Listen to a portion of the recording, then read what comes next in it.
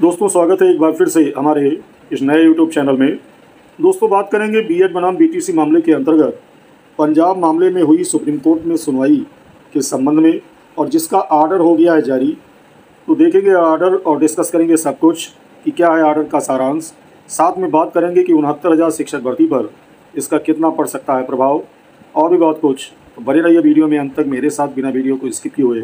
और यह दोस्तों हमारे इस चैनल पर आप पहली बार विजिट कर रहे हैं और चाहते हैं कि इस चैनल के माध्यम से लगातार महत्वपूर्ण और अथेंटिक अपडेट आपको बिना रुकावट मिलते रहे तो चैनल को सब्सक्राइब अवश्य कर लें ताकि मेरे वीडियो के नोटिफिकेशन आप तक बिना रुकावट पहुंचते रहे।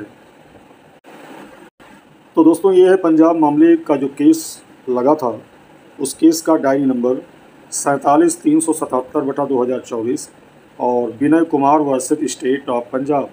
और आपको बताते चलें कि इसकी सुनवाई 21 अक्टूबर को जस्टिस धूलिया जी की बेंच में हुई थी और इसमें बीएड की जो याचिका है वो डिस्पोज ऑफ कर दी गई है और इसका आर्डर जारी हो गया है।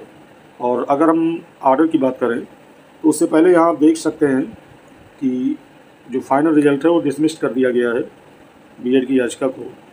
और आगे हम आर्डर की बात करें तो दोस्तों यहाँ पर आर्डर आप देख सकते हैं कोर्ट नंबर 15 में सुना गया था जस्टिस धूलिया जी की बेंच में। और आर्डर क्या आया है तो यहाँ पर आप देख सकते हैं the petitioner seek appointment as primary school teachers in tears of the expectation carved out by this court in a clarification order dated 8/4/2024 in Devesh Sharma vs Union of India reported in 2023 online SC 985।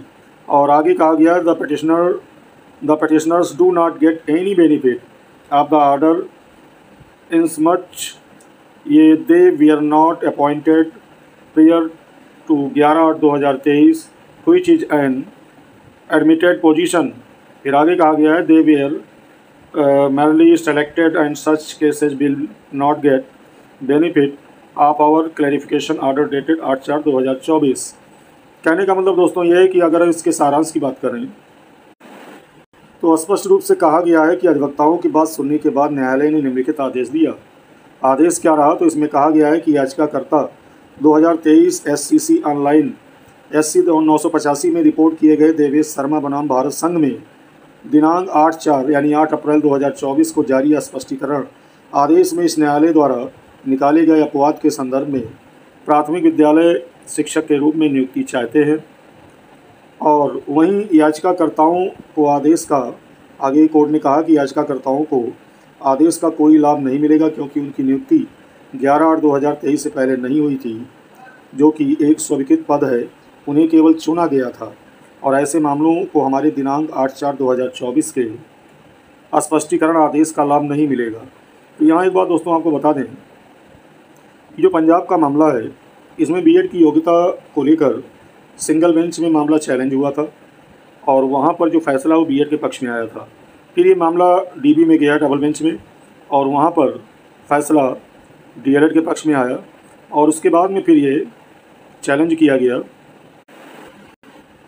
Supreme court में और supreme court में ये मामला dismiss कर दिया गया जैसा कि मैंने बताया और फैसला ये डीएलएड के पक्ष में आया। तो कहने का मतलब दोस्तों यह है कि इसमें शुरुआत से ही बीएड की योग्यता को चैलेंज किया गया था और सुप्रीम कोर्ट ने यहाँ पर डीबी के फैसले को बहाल रखा। और एक बात आपको बता दूं कि इसमें बीएड डिग्रीधारियों की नियुक्ति ना तो 11/8 से पहले हुई थी और 11/8 के बाद होने का कोई सवाल ही नहीं उठता था क्योंकि भर्ती पहली बात तो सब्जेक्ट टू आउटकम थी और इसमें बीएड की योग्यता को चैलेंज किया गया था।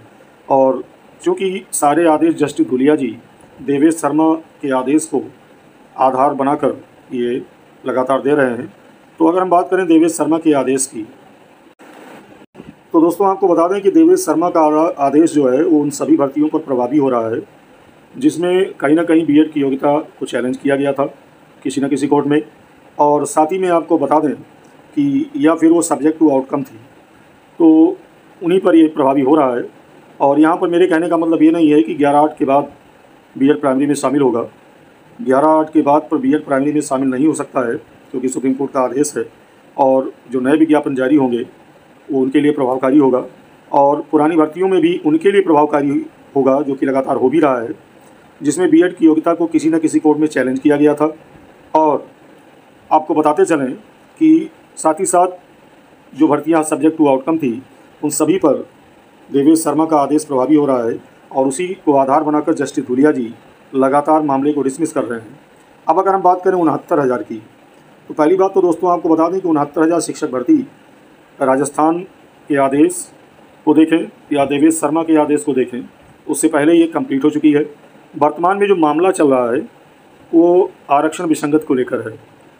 तो कहने का मतलब दोस्तों ये है कि जो 69,000 शिक्षक भर्ती का जो मामला है, इन सभी से इसका मामला कहीं अलग है। और आपको बता दें कि इसमें किसी कोर्ट में ना तो बीएड की योग्यता को चैलेंज किया गया था और ना ही ये भर्ती सब्जेक्ट टू आउटकम है। इस चीज़ को जानना होगा और इसके लिए आपको मैंने पिछले कई वीडियो में बताया भी है। और साथ ही साथ 69,000 शिक्षक भर्ती में जो इसका बेस है वो रामशरण मौर्य का आदेश है, जिसमें 3 जजों की बेंच ने ऑलरेडी जो है बीएड को अलाउड किया है इस भर्ती के अंतर्गत। तो कहने का मतलब दोस्तों ये है कि 69,000 शिक्षक भर्ती को अन्य मामलों से जोड़कर नहीं देखा जा सकता है। और आपको बता दें कि 69,000 शिक्षक भर्ती में बीएड तभी बाहर हो सकता है जब मूल विज्ञापन से ही बीएड को हटा दिया जाए, वरना एक भर्ती में 2 नियम दोस्तों नहीं लागू होते हैं। और निश्चित रूप से ये जो मामला है 69,000 शिक्षक भर्ती का, तो ये देवेश शर्मा के आर्डर के आधार पर बिल्कुल भी डिफ़ाइन नहीं किया जा सकता है, तो परेशान बिल्कुल भी ना हो। लेकिन दोस्तों जैसा कि आप जानते हैं कि सही चीज़ को भी लोग गलत साबित करने के लिए न्यायालय में पहुंच जाते हैं, तो उसके लिए सजग रहना होगा। तो वीडियो में दोस्तों इतना ही, मिलते हैं एक नई अपडेट के साथ एक नए वीडियो में। तब तक के लिए बहुत बहुत धन्यवाद।